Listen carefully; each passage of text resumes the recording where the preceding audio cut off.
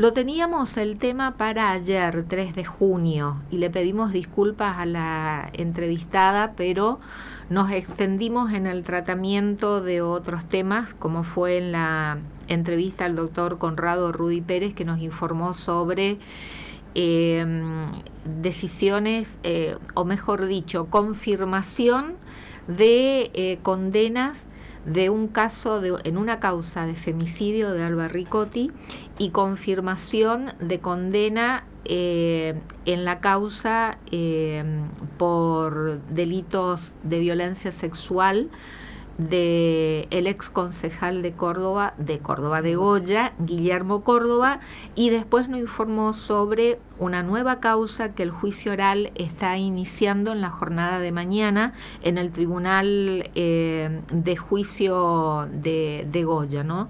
Que tiene que ver esto con el tema violencia de género. Y ayer 3 de junio se cumplieron 10 años del movimiento Ni Una Menos. Nos habíamos comprometido con Leticia Gauna, no pudimos cumplir ayer, pero hoy sí nos está acompañando aquí en Estudio de Radio Sudamericana. Leticia Gauna, buenas noches, muchas gracias. Gracias a vos, Liliana, bueno, buenas noches. Y disculpas por ayer. No, bueno, pero estos temas no tienen un día en particular, ¿no? No pierden vigencia. No pierden vigencia y es algo que tenemos que trabajar todos los días, digamos, ¿no? Sí, sobre todo en la concientización y en la sensibilización de la problemática.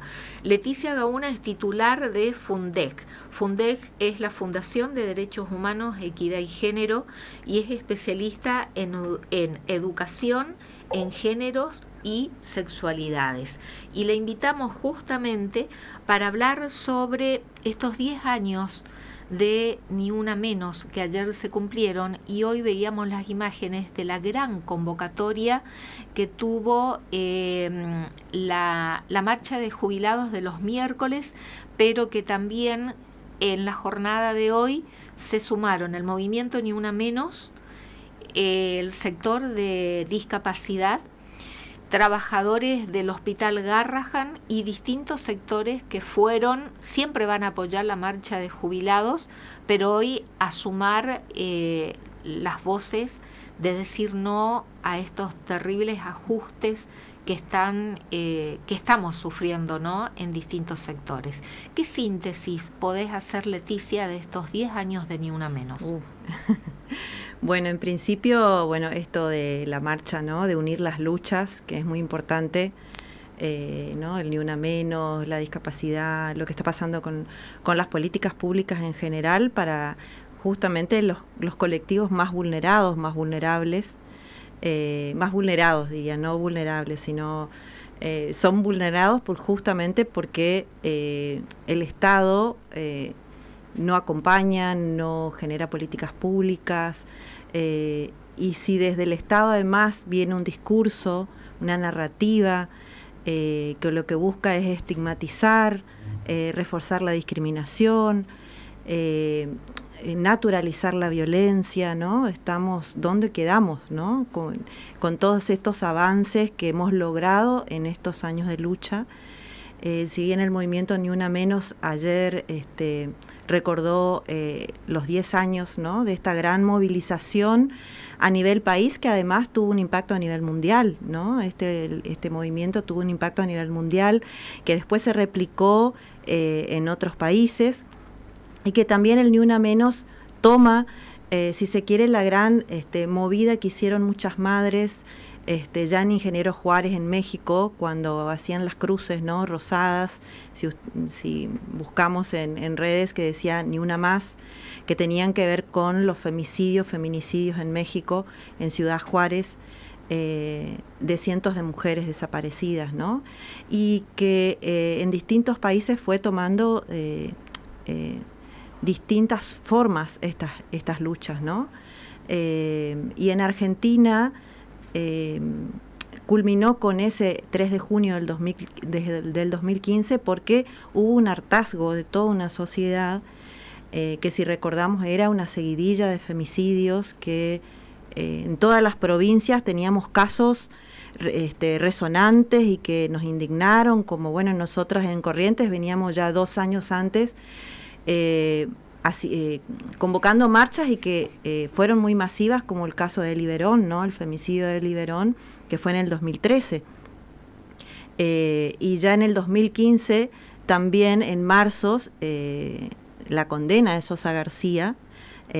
También ayer se cumplían 10 años, no ayer digamos, sino este año se cumplen 10 años también de la condena, la primer condena por femicidio en Capital, en Corrientes Capital, que fue la condena de Sosa García por el femicidio de Eli Berón, ¿no? Estamos hablando de la problemática de violencia de género, que ha llevado, como muchas otras problemáticas, a años de lucha. Esto deriva en consagración de derechos, también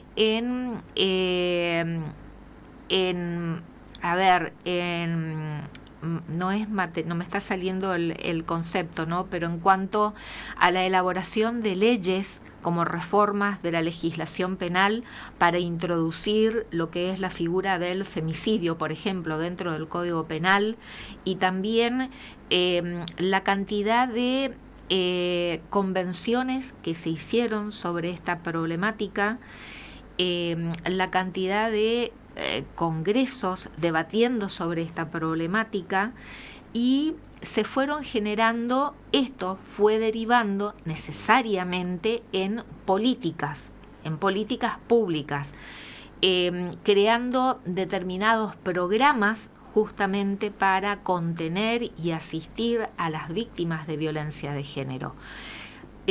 Receptando un poco lo que decías, en la obligación del Estado de trabajar en este tipo de políticas y de no generar, por ejemplo, discursos de odio, o el empleo de determinada terminología, o de abolir programas que se habían generado justamente desde el Estado para contener a esta problemática, en desguazar determinados organismos también destinados a elaborar políticas sobre esta problemática, de eliminar el Ministerio de la Mujer, ¿no? Ayer nos decía, hice alusión al presentarte la entrevista con el abogado Conrado Rudy Pérez, que actúa como querellante gratuito en estas tres causas que mencioné: Alba Ricotti, con una condena confirmada y además quedando firme, agotando todas las instancias en la justicia provincial, el fallo del Superior Tribunal de Justicia. El femicida César Daniel Acevedo, condenado a prisión perpetua. El otro caso de violencia sexual que involucra nada más y nada menos a quien cumplía la función de concejal en la ciudad de Goya, Guillermo Córdoba, 3 mujeres víctimas. Y este otro caso que comienza mañana, también de violencia sexual, de una niña que desde los 8 años hasta los 17, víctima de violencia sexual por parte de un hermano de sangre, por parte de madre. Ayer nos decía el abogado Rudy Pérez, el retroceso que estamos viviendo a partir de la asunción de este gobierno nacional libertario de Javier Milei. Y tomando esto que vos decías, la importancia del Estado, la pregunta es, te mencionaba qué síntesis podés hacer de estos 10 años del movimiento Ni Una Menos, que nació como consecuencia de la violencia de género, a partir de este gobierno nacional. Leticia, ¿coincidís con el abogado Rudy Pérez el retroceso que estamos teniendo de políticas en esta problemática? Claro que sí, por eso nosotras, el día de ayer también era muy importante volver a visibilizar y recordar estas luchas, porque, digamos, cómo surge, ¿no? Porque muchas veces necesitamos como sociedad recordar, porque parece que tenemos memoria a corto plazo, de que no es una efemérides más, digamos, no es algo que ya pasó, y por eso te decía que no importa en sí la fecha para visibilizar nuevamente, pero es algo que es de todos los días. Los los números de femicidio no se modificaron, o sea, nosotras en Corrientes seguimos contando por lo menos 7, 8 femicidios al año. A partir del Ni Una Menos, si bien, por ejemplo, esto de la figura del femicidio en el Código Penal ya estaba antes del 2015 y por eso también se peleaba para que las causas de femicidios sean caratuladas como tales, como el caso de Liberón. Estuvimos 2 años juntando firmas en la Plaza Vera, las distintas organizaciones, para que se tome como que ahora, y después del Ni Una Menos, eso ya no hizo falta que estemos ahí juntando firmas, ¿no? Porque hubo un cambio. Hubo un avance como sociedad, por eso digo masiva, porque salimos mujeres, familias enteras, hombres, a salir a manifestarnos que estábamos hartos de contar mujeres, jóvenes, adolescentes víctimas de femicidio, ¿no? Y en todos estos años hubo avances quizás antes del 2015, pero después del 2015 hubo como avances un poco más acelerados, ¿no? En esto, en las normativas, por ejemplo la ley Micaela, que el Código Penal realmente se cumpla, o sea, que los casos de violencia de género sean tratados, los asesinatos de mujeres como femicidios. Los recursos. Micaela García, esta joven de Entre Ríos, de Gualeguaychú, víctima también de violencia sexual y del femicidio, ¿no? Y que también además fue porque los funcionarios judiciales no tuvieron perspectiva de género, digamos, ¿no? Como la violencia que nosotras decimos, pudimos entender que la violencia de género no es un problema en la vida privada de las mujeres, no es un problema de particulares, no es el problema de la víctima. Eso creo que entendimos y por eso también nos indigna tanto que se diga que la discapacidad es un problema de la familia y no del Estado, porque es lo mismo, digamos, ¿no? Que la violencia de género es un problema de quien la está atravesando y no es un problema sistémico como lo entendimos en su momento y todos estos años. El problema de la violencia de género no es ideológico, no es una ideología, es un problema, es una situación concreta, real, que arrasa con vidas, nos deja sin posibles reparaciones porque esas vidas no las devuelve nadie, y es sistémica. ¿Por qué? Porque no depende de una persona, depende de un contexto social, cultural, político, económico, y por eso el Estado y estos retrocesos que venimos sufriendo, sobre todo las mujeres y la lucha en sí, porque puede ser que se elimine un ministerio, pero ¿qué otras políticas tengo o otras alternativas estoy proponiendo para resolver el problema? Ninguna. O sea, se quitan los recursos con la falsa excusa de que es ideológico, que se manejó mal, que en el fondo lo que esconde es justamente poder revertir toda esa narrativa que nosotras fuimos modificando, ¿no? Yo creo que igual como sociedad ya no estamos dispuestas como los derechos de la población LGBT, que dice al closet nunca más. Nosotras creo que también decimos nunca más vamos a volver a naturalizar los femicidios, ni vamos a volver a tratarlos como crímenes pasionales, como se trataban hace un tiempo, ¿no? Y estos discursos de odio que decimos nosotras no solamente quedan en el discurso, no es cualquier persona que replica el discurso de odio, viene desde el Estado y desde las autoridades máximas, quienes deberían el propio presidente protegernos, ¿no? Y ese discurso de odio además tiene un correlato en acciones concretas, ¿no? Desde la eliminación del INADI como organismo que defendía y que ponía en o visibilizaba las vulneraciones y discriminaciones de los distintos colectivos de nuestra población afrodescendiente, la discapacidad. Hoy no hay, no sé, yo fui titular del INADI y recibíamos siempre las denuncias de las personas con discapacidad cuando una empresa no quería reconocerle el traslado gratuito y bueno, tenían dónde ir a reclamar. Hoy eso no existe, no lo tenemos.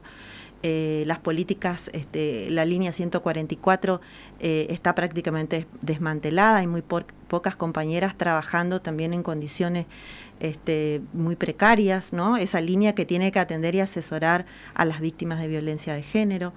Y quizás, línea gratuita. Línea gratuita. Y quizás tenemos las leyes, tenemos la ley 26485, tenemos la ley Micaela, tenemos la ley de interrupción voluntaria del embarazo, pero el desfinanciamiento de los programas para poder hacer carne, poder poner en práctica y hacer cumplir las leyes, no existe, digamos, ¿no? Hoy los programas de salud sexual y reproductiva están en crisis, ¿no? Están desmanteladas, estamos teniendo problemas de suministros de preservativos, de anticonceptivos, del acceso real a la interrupción voluntaria del embarazo, dejando solas las provincias en la ejecución de estos programas, en garantizar que estos derechos se cumplan, y es muy difícil, digamos, ¿no? Y ese discurso que, bueno, antes decía, el acompañamiento de las políticas que acompañaban los procesos de la maternidad, como de los embarazos, como la asignación universal por hijo o la asignación por embarazo, que eran vistas, ¿no? En ese discurso, se embarazan por un plan, no sé si recuerdan que escuchábamos eso. Bueno, hoy resulta que la crisis es la falta de los pocos nacimientos, ¿no? Que tenemos, ¿no? Y eso contradictorio, ¿no? Pero además se desmanteló un programa tan importante como el Plan ENIA, por ejemplo, que venía justamente a atacar estos problemas que veían las docentes en las escuelas rurales. Adolescente no deseado. Y que veíamos nosotros en nuestras regiones, en el NOA y en el NEA, que son las zonas donde hay mayor índice o había mayor índice de embarazos adolescentes, embarazos no deseados. Y eso ayudó muchísimo porque se trabajaba la escuela, o sea, el Ministerio de Educación, el Ministerio de Salud, en conjunto de manera territorial, porque iban a las escuelas no solamente a dar chip o anticonceptivos, no era ese el programa, sino capacitación, que los jóvenes, varones y mujeres, puedan tomar decisiones informadas y responsables sobre su sexualidad, sobre su proyecto de vida, ¿no? Y además también trabajar, por ejemplo, en la violencia en el noviazgo. Exactamente, la prevención de los vínculos. De no naturalizar. De no naturalizar la violencia. Sí, y esto es parte de toda esta construcción que se fue haciendo en todos estos años, ¿no? A partir justamente de estas políticas del gobierno nacional, de desguazar el Estado como lo está haciendo con su famosa motosierra, de desarticular programas dedicados a este tipo de problemática que estamos tratando, violencia de género. ¿Han hecho algún relevamiento o estudio, diagnóstico, si la situación hemos empeorado en cuanto a la cantidad de casos que involucran violencia de género, Leticia? Bueno, justamente las organizaciones, quienes continuamos, nunca... Digo, porque además este discurso de odio tan reiterativo, frecuente, casi cotidiano. Hemos visto el triple femicidio, el lesbicidio en Buenos Aires, ¿no? Que arrancamos así, ¿no? De esta pareja de mujeres. Que en realidad eran compañeras también, que justamente uno de los problemas de la feminización de la pobreza, esta discriminación estructural y sistémica de la que hablamos, que sufrimos las mujeres y sobre todo también las disidencias, o sea, la población LGBT, la falta de vivienda, ¿no? De estas mujeres que vivían en una situación de alquiler compartido, digamos, y fueron prendidas a fuegos por un vecino, que justamente les molestaba su orientación sexual, ¿no? Pero esto coincidió inmediatamente después de un discurso del presidente Javier Milei. De los discursos de Javier Milei, que planteaba que la población LGBT era pedófila, depravados, etcétera, reforzado por su vocero presidencial. Y después, cuando sucede el triple lesbicidio, nuevamente el vocero presidencial sale a minimizar el hecho y, digamos, ni siquiera a lamentar, ¿no? La situación, y eso se ve en las calles, el ataque a las compañeras trans, eso es permanente, digamos, los femicidios que ya el Estado no tiene un organismo estatal como el observatorio que estaba dentro del Ministerio de las Mujeres, que iba justamente registrando los casos de femicidio. Volvemos las organizaciones a tomar la posta. Tomar la posta, que si bien nunca se dejó, porque las distintas compañeras de las organizaciones vienen, como el Observatorio de Mumalá, Ahora que sí nos ven, la de Maricel Zambrano, de la Casa del Encuentro, etcétera, las distintas organizaciones que vienen haciendo estos registros, pero a partir de lo que salen en los medios publicados, ¿no? Bueno, tuvimos ahora en estos días, ayer, un caso en Moreno, provincia de Buenos Aires, en donde un policía último mató a la actual pareja de su exmujer, ¿no? A una que estaba en pareja con otra mujer. Bueno, este policía la mató a la actual pareja de su exmujer. En Jujuy, 2 casos, 2 muertes de mujeres en 20 días. Y según estuve leyendo, vos seguramente estarás mejor informada y con datos más actualizados, pero por lo menos en la página oficial de la Oficina de la Mujer de la Corte Suprema de Justicia de la Nación, un femicidio cada 39 horas. Cada 39 horas. Bueno, eso, la justicia sí sigue manteniendo su observatorio, ese registro, que es muy importante, que también fue parte, producto de estas luchas, digamos, ¿no? A partir del Ni Una Menos, y a partir también de la aprobación de la Ley 26.485 desde el 2009, pero también estos primeros 3 meses del 2025 hubieron 76 femicidios, y eso nos da una muerte cada 28 horas. Sí, recuerdo. Y 250 y algo de intentos de femicidio. O sea, intentos de femicidio quiere decir que esas mujeres se salvaron por intenciones ajenas a sus agresores. Se salvaron por X motivos, no por la intención, ¿no? No lograron ser femicidio, pero hubieron 250 y pico de intentos de femicidio. Eso nos da un ataque cada 8 horas. Eso es alarmante, digamos. Bueno, ¿no? Entonces, ¿es pura coincidencia o a partir justamente de estos discursos de odio estamos empeorando en la cantidad de casos? Sí, claro que sí. Incluso el aumento de los ataques a las defensoras de derechos humanos. Nosotros hicimos el año pasado un informe sobre justamente los efectos de los discursos de odio en las vidas de... Es esto que tengo aquí en mis manos, sí, como sí, una revista. Es exactamente... Donde hay un informe. Es un análisis de los medios, o sea, de lo que se publicó en medios sobre los dichos del gobierno sobre distintos temas, como por ejemplo salud sexual y reproductiva, violencia de género, discapacidad. Perdón, leo el título. Sí. Lenguas de fuego, las llamas de odio en el tejido democrático, el impacto de los discursos de odio en las políticas de género y sus defensoras en Argentina.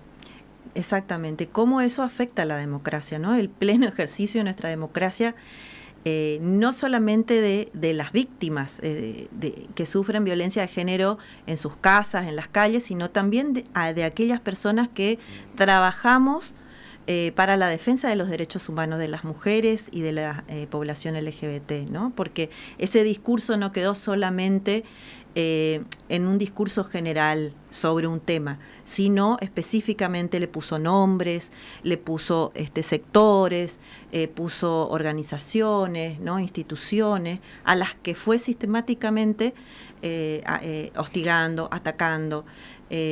También hay testimonios de periodistas que van tomando estas temáticas, periodistas que vinieron visibilizando violencia sexual, los abusos en la infancia, la violencia de género, estas denuncias a funcionarios, a concejales, a diputados, como también fueron atacadas, criminalizadas, incluso algunas tienen causas judiciales, ¿no? Mordazas judiciales para dejar de hablar del tema. ¿Cómo estamos en corriente en cuanto a números, a estadísticas? Bueno, las estadísticas del Observatorio de Mumalá, que sacó hace muy poco las compañeras de Mumalá, que también vienen haciendo ese registro, en estos 10 años también Corrientes hubo 74, 75 femicidios, digamos, ¿no? en estos 10 años. Y eso nos da un promedio de lo que te decía hoy, entre 7 y 8 femicidios por año, digamos, ¿no? Seguimos en estos números que no disminuyen y no van a disminuir si no tenemos políticas públicas efectivas y con presupuesto, digamos, ¿no? Hoy las organizaciones volvemos a recibir pedidos de ayuda, de acompañamiento, algo que ya nosotras podíamos ir derivando, ¿no?, al Estado. Antes, no sé, nosotras, me acuerdo, siempre iba sábado y domingo a acompañar a las compañeras a las comisarías, a cualquier hora, ¿no? Y eso, una vez que están las oficinas, que funcionan, que tienen recursos, no hablamos de recursos, hablamos de económicos solamente, sino de personal, de equipos técnicos para el acompañamiento, vemos esos recursos como diezmados, ¿no? Porque muchas de ellas incluso trabajaban para el Plan ENIA, que además hacía acompañamientos en el tema de violencia, por ejemplo, en las escuelas. Ese programa quedó sin técnicos, sin personal. Claro, un programa, ¿no?, nacional. Un programa nacional. Los recursos que venían para reforzar las políticas de género también hacia las provincias, eso también dejó de venir. Entonces hoy las provincias tienen que hacerse cargo al 100%, ¿no? Y eso, digamos, sabemos que es algo que no es solamente un problema de un municipio. Imagínate si en Capital estamos ya prácticamente con situaciones que desbordan. En el interior, en los municipios, ¿no? Había programas de apoyo a los municipios que abrían sus áreas, incentivos, ¿no?, de acompañamiento económico a los municipios que armen sus áreas de género, ¿no? Eso dejó de estar. Entonces los municipios también hoy se encuentran como haciendo malabares para poder sostener, y algunos directamente los han eliminado. De hecho, ELA ha hecho un estudio sobre el equipo latinoamericano de justicia y género el año pasado sobre cómo se modificó el mapa de las políticas de género en nuestro país y cómo los organismos, por ejemplo, de ministerio pasó primero a ser su secretaría, después subsecretaría, y en los municipios, en las provincias empezó a pasar lo mismo. De ser ministerio pasaron a ser secretarías o simplemente direcciones, y en los municipios esas áreas empezaron a desaparecer, digamos, ¿no? O a fusionarse con otras que requieren la atención de otras temáticas. Entonces esa es la situación que tenemos hoy en general, no solamente en Corrientes, sino a nivel país. No, es que a nivel nacional, al haberse desguazado todo lo que estamos diciendo, organismos y programas nacionales, obviamente que termina repercutiendo, es un derrame, ¿no? Termina repercutiendo en las provincias y dentro de las provincias también en cada municipio. Es decir, esto no es aislado. Exactamente. Afecta a todas las jurisdicciones y a todos los estamentos.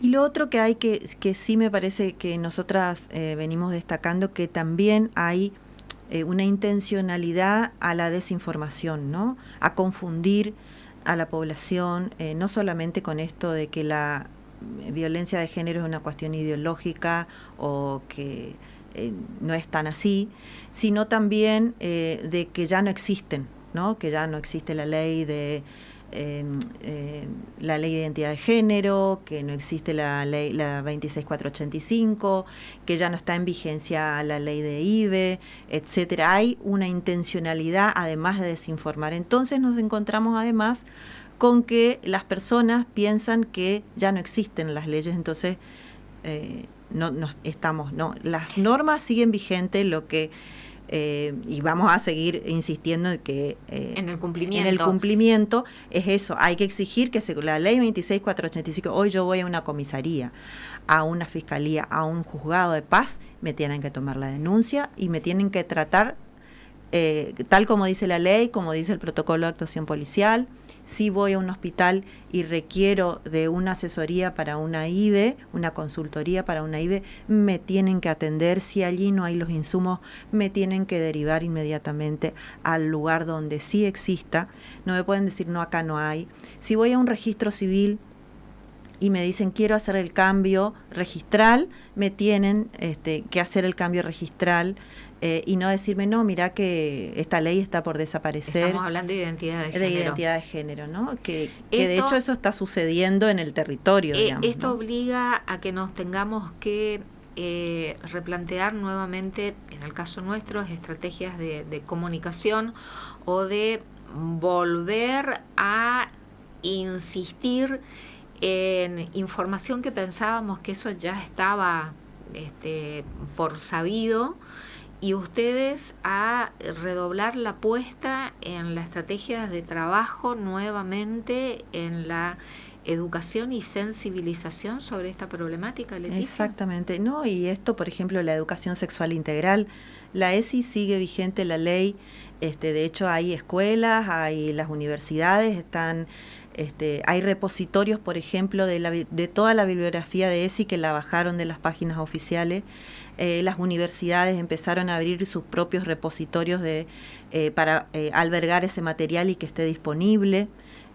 Porque la ESI ha salvado vidas, también la educación sexual integral, estos abusos, la desnaturalización de los abusos sexuales en la infancia. Que se cometen en la infancia, en las niñeces. Se empezaron a desnaturalizar gracias a la educación sexual integral. Es terrible, ¿no? El daño que se hizo entonces, todo lo que se trabajó, se luchó, se conquistó, se logró avanzar. En este año y medio es terrible el daño que se hizo entonces a través de esta política del gobierno nacional de negar la problemática, de desguazar organismos del Estado y los programas destinados a contener este tipo de problemática. Estamos hablando de violencia de género. De violencia de género, de vidas, porque no estamos hablando de pareceres, opiniones, ¿no? Estamos hablando de hechos concretos. Hechos concretos de que todos los días hay mujeres que tienen miedo de ser asesinadas por el solo hecho de ser mujeres y que son asesinadas incluso en sus hogares. El 80% de los casos son en los lugares donde se supone que deberíamos estar más seguras, digamos, ¿no? Y nosotras lamentamos también el papel del gobierno nacional, no solamente con nuestra población, sino a nivel internacional, digamos, ¿no? En estos organismos como la OEA, la ONU, las declaraciones y despegarse de los compromisos internacionales a los que ha suscrito nuestro país históricamente y que hemos sido ejemplo a nivel mundial, ¿no? Y que tenemos la obligación de cumplimiento. De cumplimiento, exactamente. Son tratados internacionales con rango constitucional, que el Estado tiene la obligación de cumplir, digamos, ¿no? Entonces, incluso muchos países nos miran con muchísima sorpresa de este tipo de actitudes, digamos.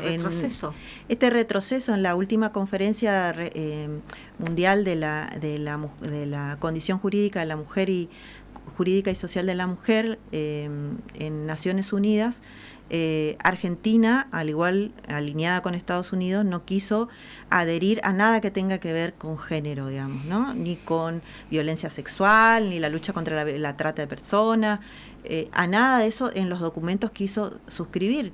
Suscribieron países como Arabia, suscribieron países como Rusia, digamos, distintos países que si uno dice, bueno, están de la vereda enfrente en algunas temáticas, como por ejemplo la población LGBT o algunos derechos de las mujeres. Pero la verdad que esas actitudes nos preocupan a todos porque eso además tiene un efecto concreto en nuestras vidas, ¿no? En las vidas de nuestros hijos, de nuestras hijas, de nuestras compañeras, hermanas, amigas. Bueno, ¿no? Leticia, nosotros ponemos el espacio a disposición para aportar nuestro grano de arena, de hablar de estos temas, pero de volver a hacer docencia. Exactamente. ¿No? Nosotros como medios, como medio de comunicación, y en este caso un micrófono tan potente como el de Radio Sudamericana, también podemos colaborar y aportar mucho en la comunicación, en la instalación de los temas, pero sobre todo en difundir información valiosa, porque se genera un estado de confusión, ¿no? Entonces derecho que no es conocido mal puede ser ejercido. Sí. Entonces nos ponemos a disposición para hacer docencia y hablar sobre esta problemática que sigue costando vida. Exactamente, sí. Bueno, muchísimas gracias, porque también esta tarea que decir tenemos derechos y siguen vigentes, a pesar de todo este retroceso, hay que hacerlas cumplir y decir, bueno, porque a veces nos gana la angustia, ¿no?, de escuchar todas estas noticias todos los días. Pero bueno, eso, llevar tranquilidad en algunas cuestiones, decir, tenés derecho, hay que ir acá, hay que exigir de esta manera, que es lo que hicimos siempre, digamos, ¿no? Por Cuando eso, decíamos, ¿no?, esa otra docencia. Vez, volver, ¿no?, a hacer lo mismo, y creo que doblemente, porque la competencia en sentido contrario Sí, está muy fea. es fuerte. Leticia Gauna, titular de la Fundación de Derechos Humanos y Equidad y Género, muchísimas gracias. Gracias a vos.